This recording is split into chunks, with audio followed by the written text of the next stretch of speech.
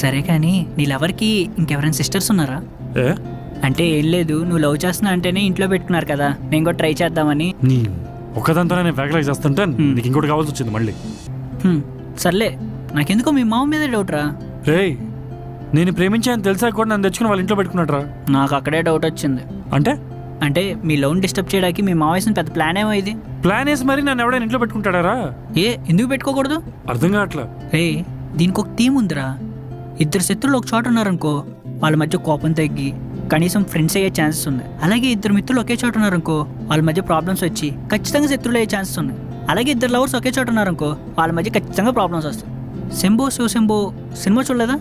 Same concept. ఇవన్నీ నీకులా తెలుసురా? నేనేమో పిచ్చి వీడియోలు చూస్తా అనుకున్నావా? నేను పెద్ద పెద్ద ఇన్ఫ్లుయెన్సర్ వీడియోస్ చూస్తూ ఉంటా. ఏవి? ఆ డిఎం ఫర్ కొలాబరేషన్ బ్యాచా? అవి కాదురా, జిడ్డు కృష్ణమూర్తి గారి వీడియోస్, ఆర్జీవి సైకలాజికల్ వీడియోస్ అవి.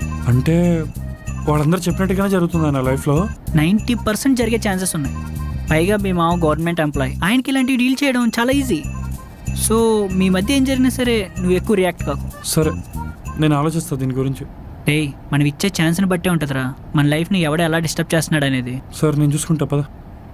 సరే.